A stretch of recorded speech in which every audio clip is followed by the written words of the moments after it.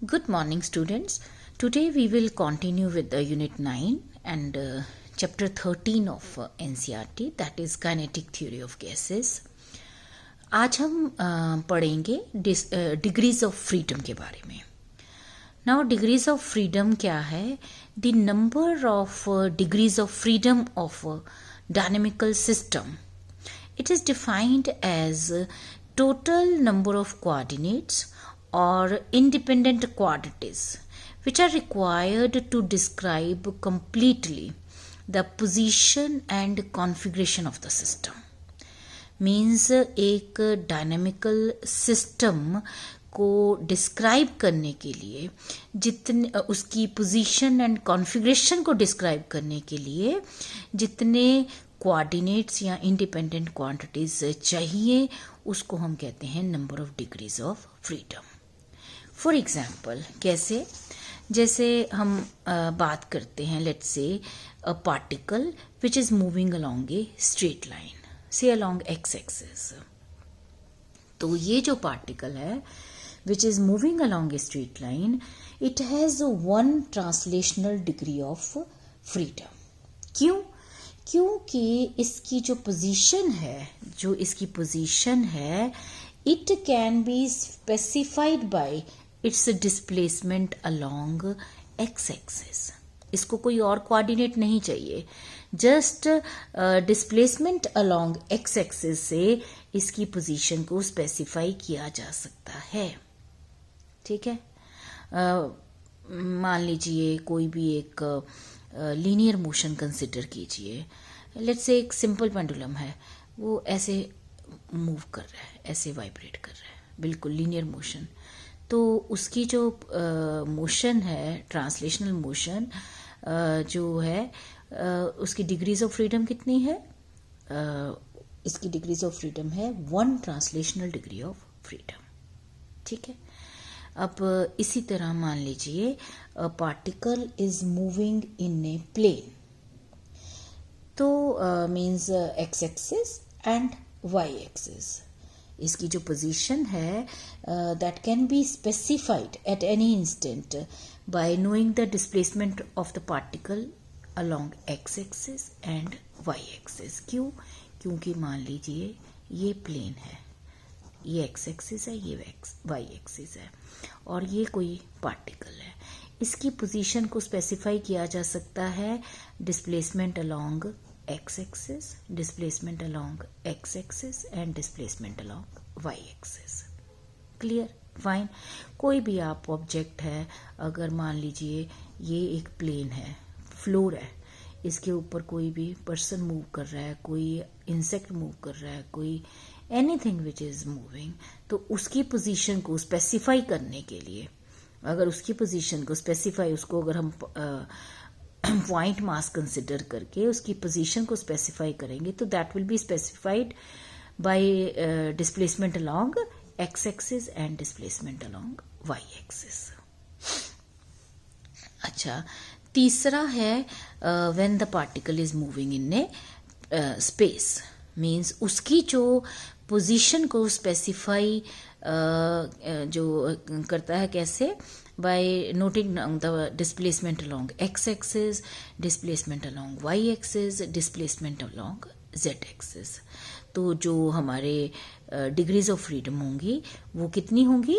क्योंकि 3 coordinate specify कर रहे हैं तो हमारे पास जो ट्रांसलेशनल डिग्रीज ऑफ फ्रीडम कितनी होंगी? 3. इसमें 2 एक्सिस 2 कोऑर्डिनेट स्पेसिफाई कर रहे थे, पोजीशन को स्पेसिफाई कर रहे थे, तो इसमें कितनी डिग्रीज ऑफ फ्रीडम होंगी? 2. इसमें सिर्फ एक कोऑर्डिनेट स्पेसिफाई कर रहा था पोजीशन को और कॉन्फ़िगरेशन को डिस्क्राइब करने के लिए, just one coordinate was enough. So this is one translational degree of freedom. ठीक है. फाइन. अब इसमें एक पॉइंट जो है, the point which is to be noted, कि इसमें हमने पॉइंट मास लिया है. We have considered particle as a point mass which cannot undergo rotation. लेकिन अगर बॉडी जो है वो रिजिड है तो it can undergo rotation also. ठीक है। तो जो रिजिड बॉडी होगी उसकी जो डिग्रीज ऑफ फ्रीडम होंगी वो ड्यू टू ट्रांसलेशनल मोशन के कारण भी होंगी और रोटेटरी मोशन के कारण, ट्रांसलेटरी मोशन के कारण भी और रोटेटरी मोशन के कारण भी होंगे।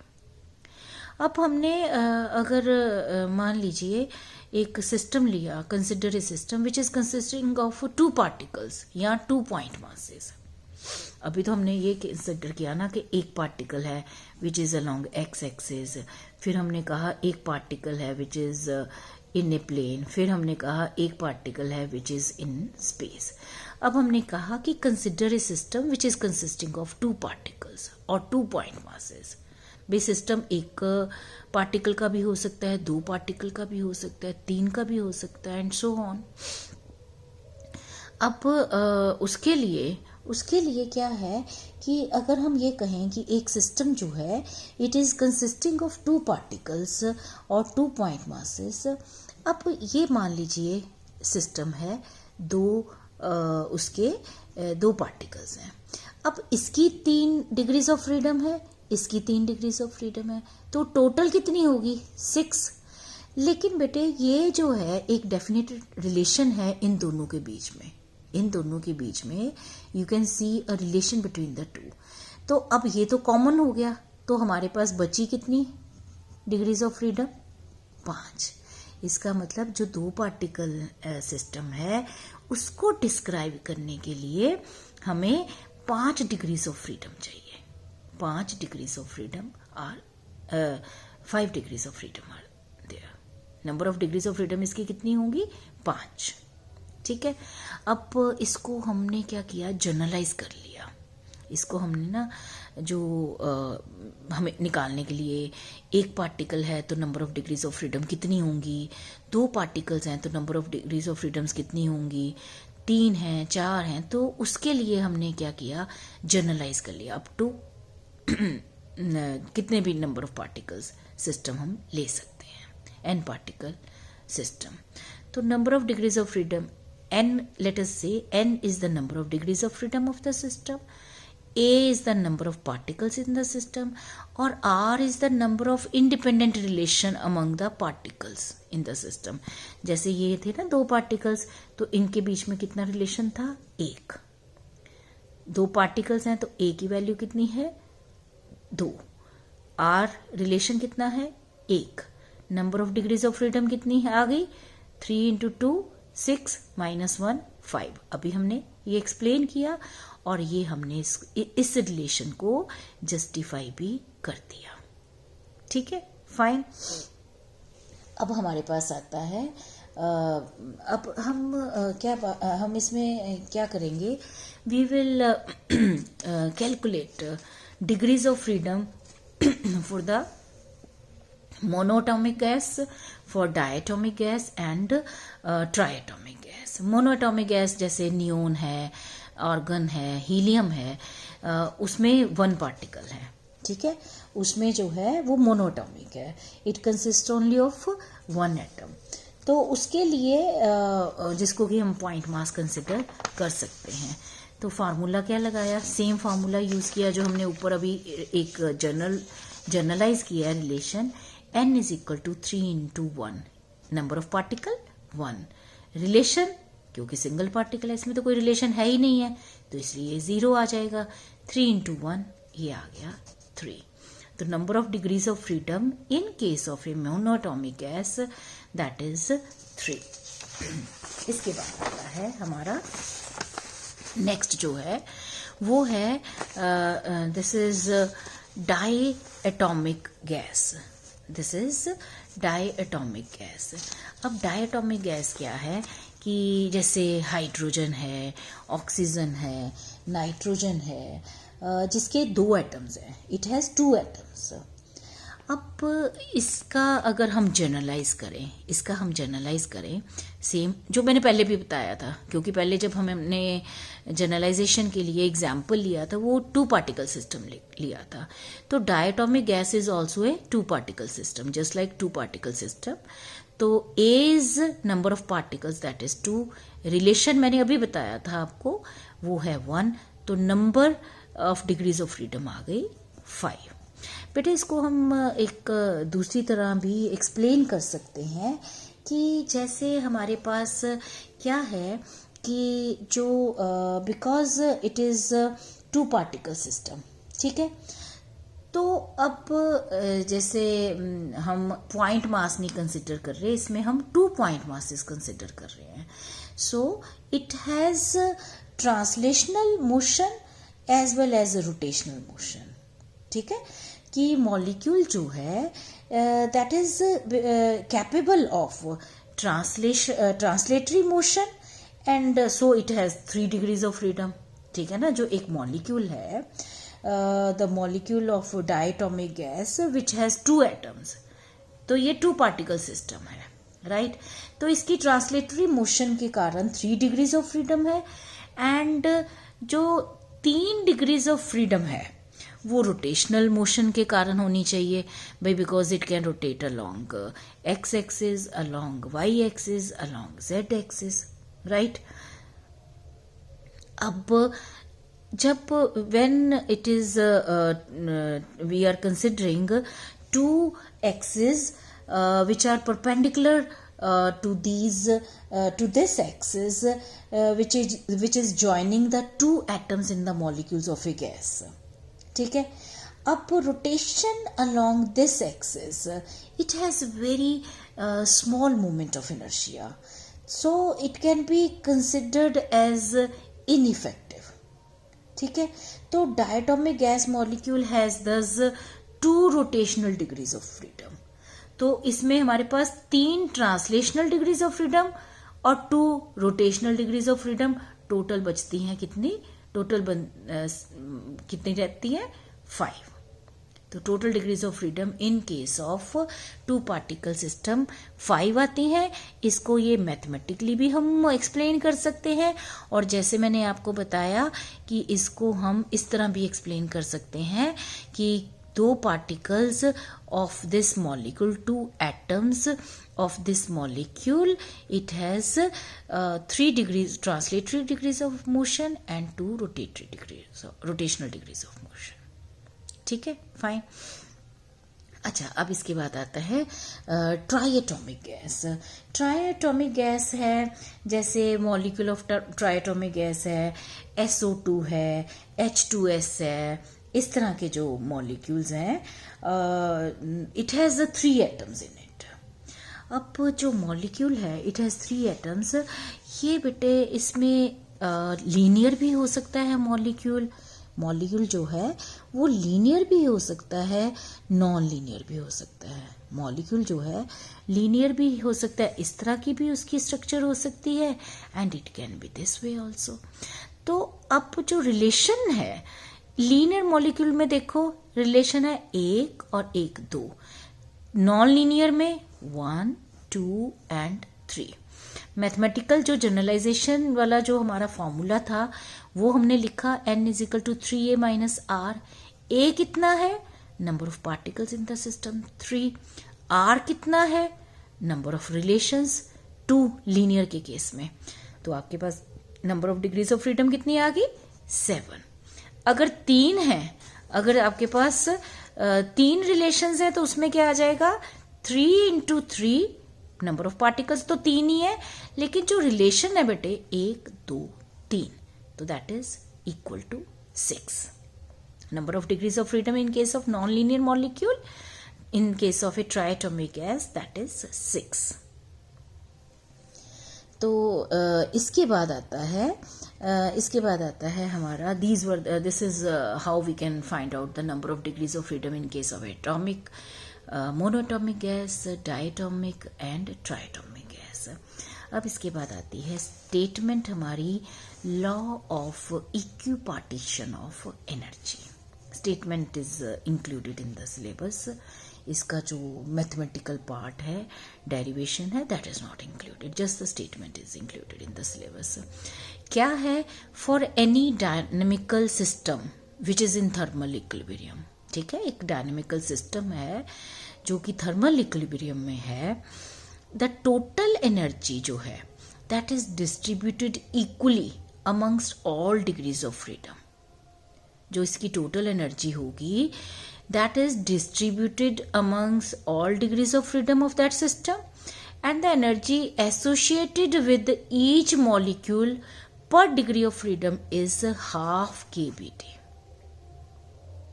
Kb is the Boltzmann constant, T is the temperature of the system. मतलब ये कि एक डायनामिकल सिस्टम जो थर्मल इक्विलिब्रियम में है, उसकी जो टोटल एनर्जी है वो उसकी डिग्रीज ऑफ फ्रीडम में इक्वली डिस्ट्रीब्यूटेड होगी, और जो energy associated with each degree of freedom कितनी होगी per molecule, that is equal to half kBT. ठीक है, फाइन. अब इसको हम इसको यूज करेंगे to calculate law of equipartition of energy को हम यूज करेंगे to calculate specific heat of monoatomic gas, diatomic gas and triatomic gas. कैसे करेंगे? बड़ा इंटरेस्टिंग सा आर्टिकल है and very important article also. Specific heat of monoatomic, diatomic and triatomic gases.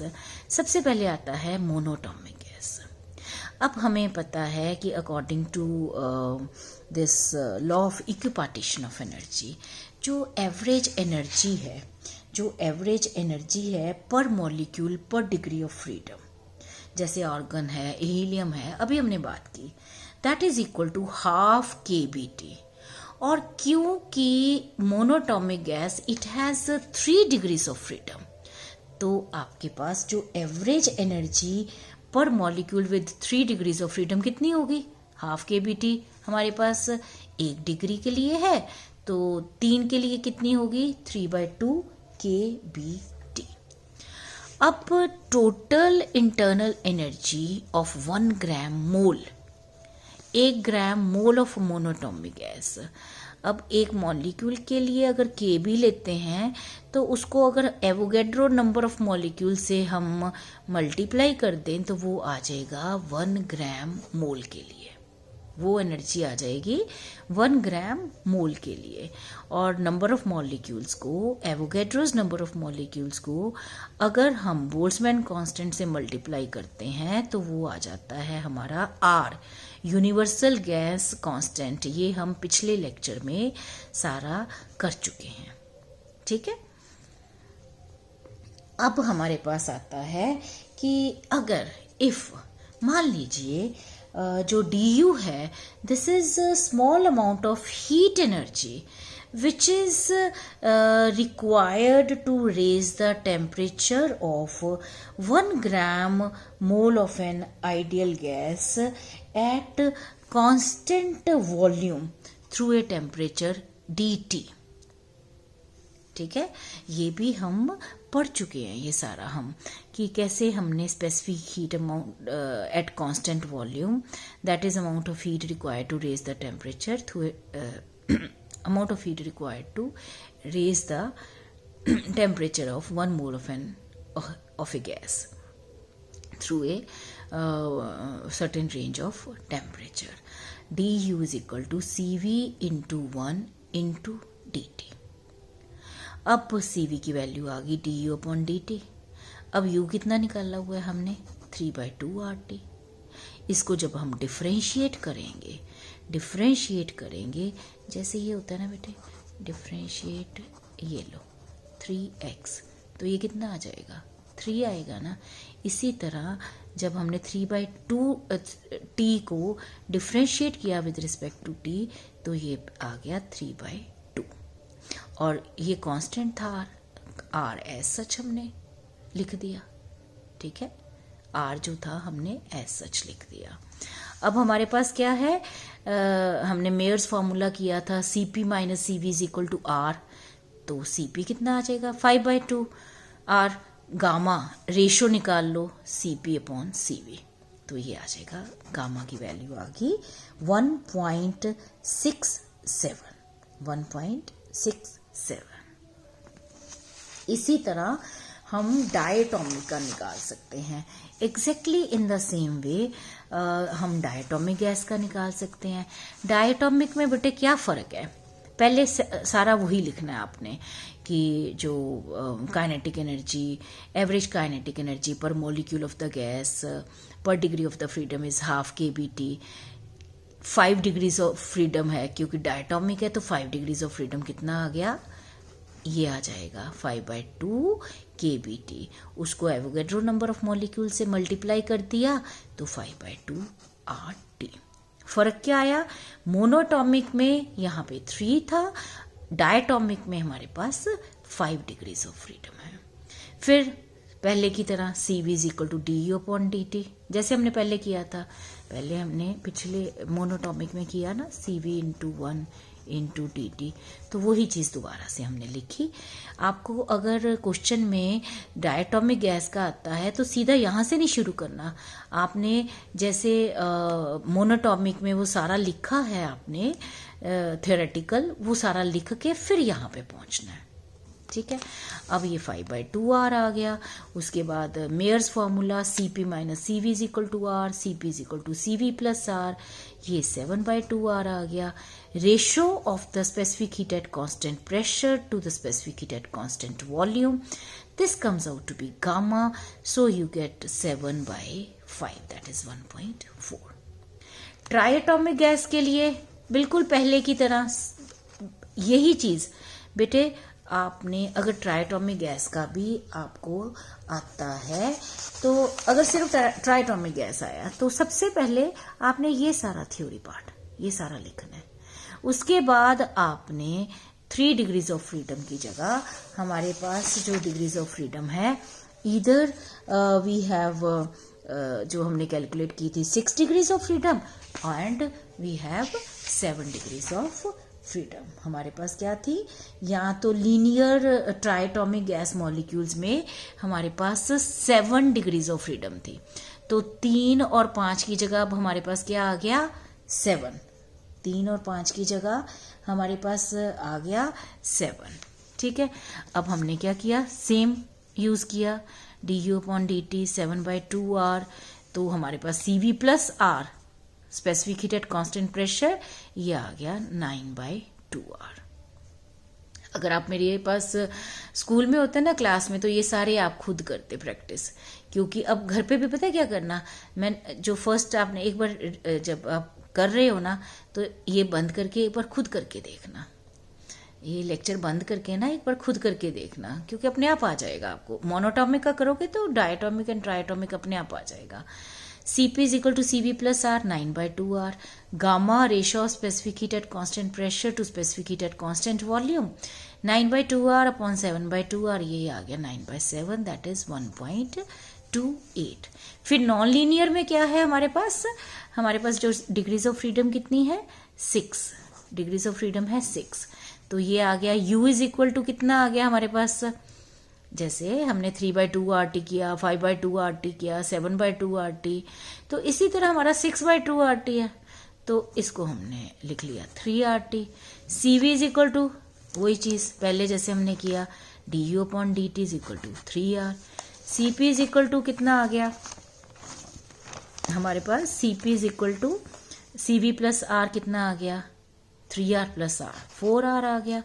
Gamma which is equal to CP/CV, this comes out to be, ये cancel हो गया, ये 4/3, this is 1.33।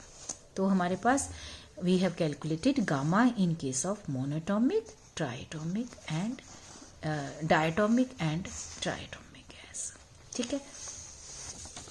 इसके बाद आता है last this topic of this unit and chapter. एक ही unit था, एक ही चैप्टर था आपका काइनेटिक थ्योरी ऑफ गैसेस, उसका लास्ट टॉपिक है concept of mean free path. Mean free path हमने पहले भी मैंने आपको जब अजम्पशंस ऑफ काइनेटिक थ्योरी किया था तो उसमें बताया था कि भाई हमें पता है कि every gas it is consisting of large number of molecules, and ये जो लार्ज नंबर ऑफ मॉलिक्यूल्स हैं इनका जो साइज है that is very small as compared to the distance between the molecules. अब ये जो molecules हैं these are in state of random motion, तो उसके कारण है, ये मैंने पहले भी आपको ये बताया था जब हमने अजम्पशंस की थी, तो they are colliding with each other, frequent collisions हो रही हैं, so they cannot move straight unhindered. मतलब ये कि विदाउट हिंड्रेंस तो मूव नहीं कर सकते।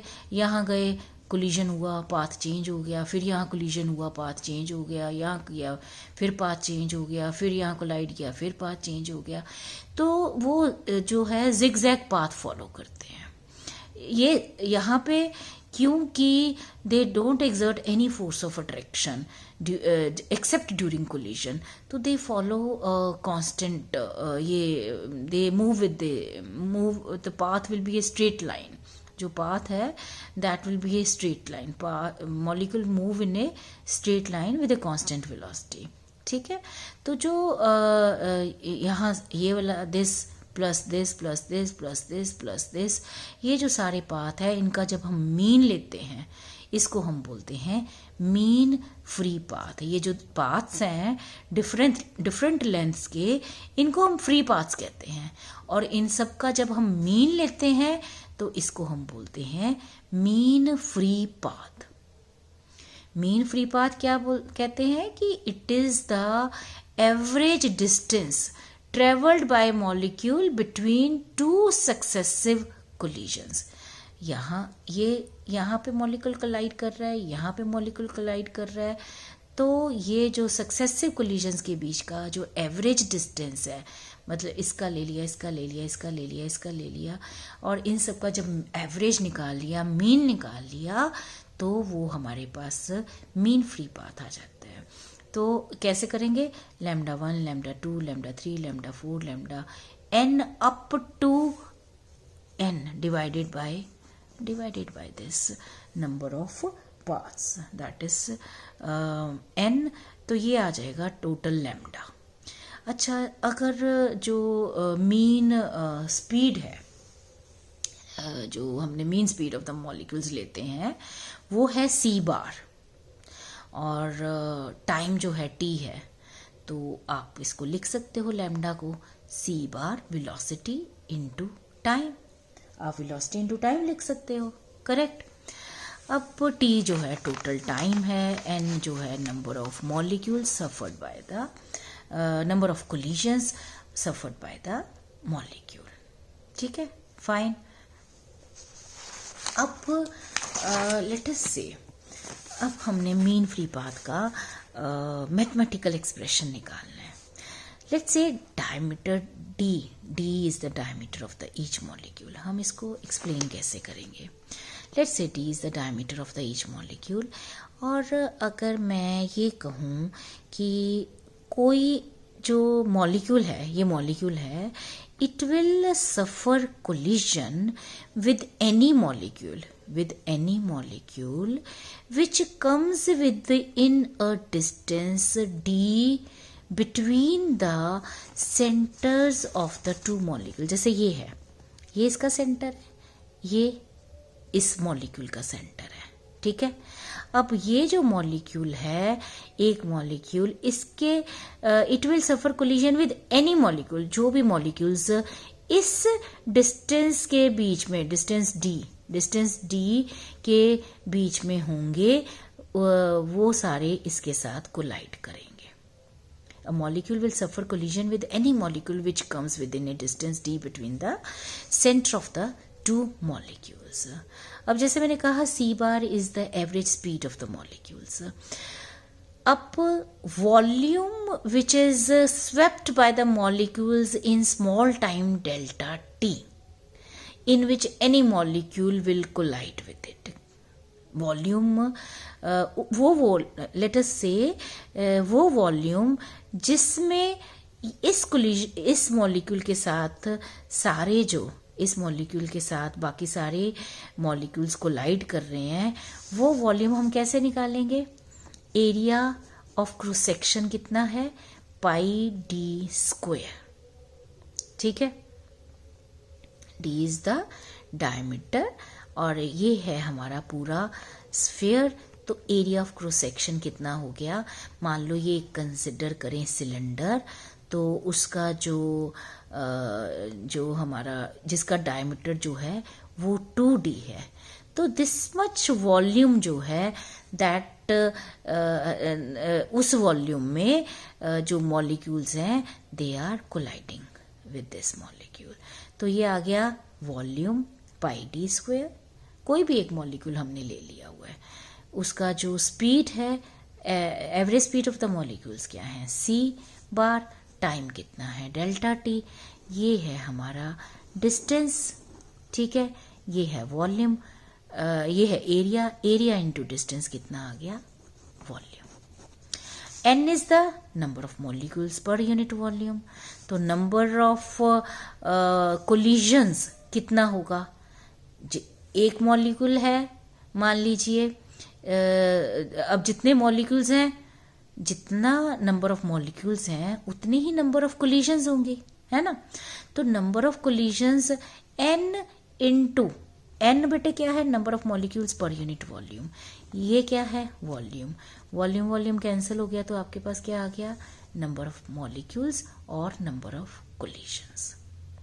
ठीक है, नंबर ऑफ कोलिजन्स पर सेकेंड हमने अगर डिवाइड कर दिया टाइम के साथ, तो ये हमारे पास आ गया नंबर ऑफ कोलिजन्स पर सेकेंड, नंबर ऑफ कोलिजन्स पर सेकेंड। ये कैंसिल हो गया, तो आपके पास क्या बचा, n पाई डी स्क्वेयर c बार।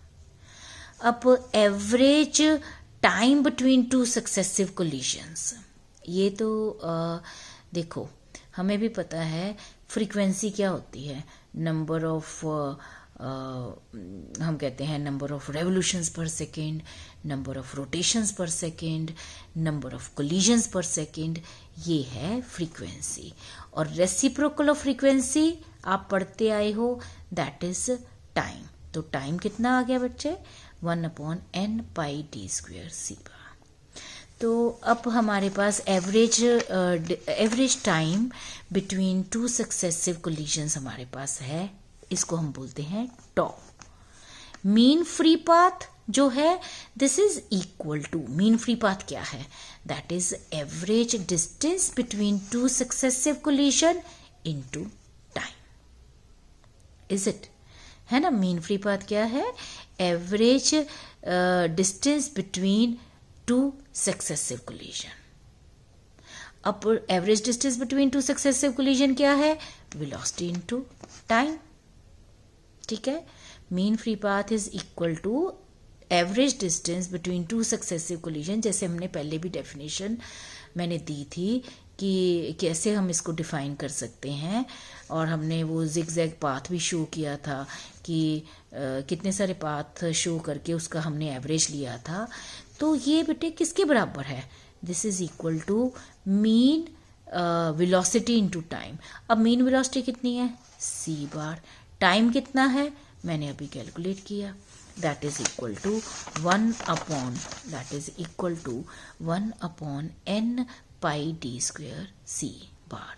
अब ये c कैंसिल हो गया, ये आ गया 1/n pi D square, lambda is equal to 1/n pi D square. अब मैंने नेक्स्ट जो इक्वेशन है ये लिखी है मैंने, lambda is equal to 1/√2n pi D square. तो अब ये मैंने क्यों लिखा है, ये इसलिए बेटे हमने दिया है कि जो ये इक्वेशन हमने निकाली है ना, this equation we have considered, we have imagined that all other molecules are at rest। लेकिन जो बाकी हमने लिया कि सिर्फ एक मॉलिक्यूल है ये सबसे कोलाइड कर रहा है और जो बाकी मॉलिक्यूल्स हैं रेस्ट पे हैं, लेकिन बाकी मॉलिक्यूल सब एक्चुअली क्या है, all the molecules are in random motion. और जो कोलिजन रेट है that should be determined by average relative velocity of the molecules. तो हम इसको जब हम कैलकुलेट करते हैं to be very exact, in that case we get 1/√2n pi D square. ठीक है, तो this was all about this unit 9 and chapter 13th, that was kinetic theory of gases. This was all about today's lecture. Next time we will be discussing numericals based on kinetic theory of gases. Take care of yourself, beta.